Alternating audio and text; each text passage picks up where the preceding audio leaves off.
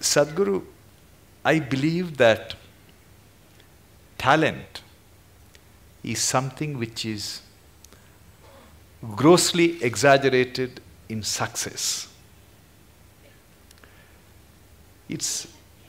When I was in medical school, I used to teach martial art. That was my passion. And every time a Bruce Lee's movie was released, all these school kids would come and join in hordes to martial arts schools. We used to call it Bruce Lee They're phenomenon. gone after 2 weeks. Yes. And I used to see some kids whose physique is meant for martial art, who have the natural flair, and I used to think, oh, this kid is going to get a black belt. And interestingly, Swamiji, after 6 months, they're never there. The guys who go up to the black belt and, do something very good in martial art are the ones who joined the school without any skills, without any talent, who worked very, very hard. For everything they had to sweat it out. But in the end, they are the ones who succeed. How do you explain this phenomena? See, for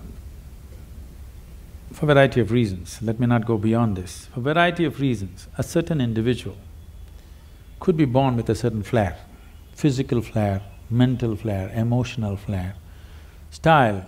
5-year-old child, one has style, other is clumsy, okay? So the one with the style is not going to become necessarily a fashion thing.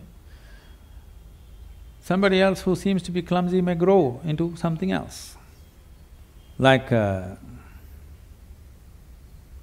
you don't know when a woman is pregnant, the child within that womb, whether it's a sage or a sorcerer, nor the woman know. No, the mother does not know whether she is producing a sage or a sorcerer or what. This is because I use the word coherence because of modern science is using that word. Who you are here right now, as you sit here, this is physics. Every subatomic particle is in constant contact with everything.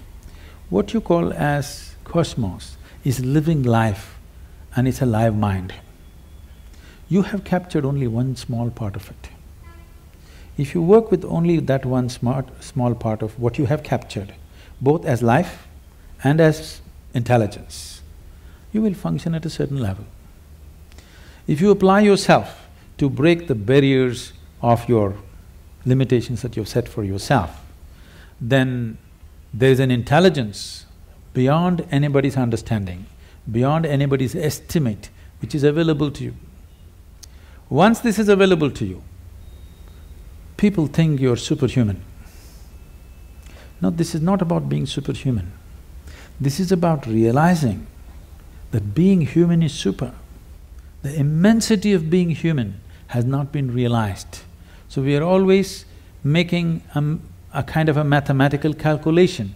Okay, if this person has this much IQ, maybe this is what he will become. This is what Newton's law, that everything that moves on this planet works to a mathematical precision or a geometric precision. That is, if you take a pendulum, the length of the pendulum will decide how it will swing. If you take a projectile, depending upon its mass, velocity and the trajectory, it will go to a certain place. That is not how the cosmos is working, because what you think is physical and not physical is all mixed up within this human being. The physical self, the psychological self, the emotional self, and who you call as myself, the life within you, the fundamental life process, these are all different dimensions. And the innermost core of who you are, which, because all the other words are corrupted, I'll use the word life or just you, what you call as me. This, if you allow it, if you do not identify it with any form, with your physical form or with other different identities what you take on, it has a way of being cohesive or collaborative with everything around. When we say somebody worked hard, all he is trying to do is stretch his boundary of identity, isn't it? He's trying to stretch his boundary. If he succeeds to stretch his boundary, something that he never thought possible or imagined that is within his competence or capability becomes his.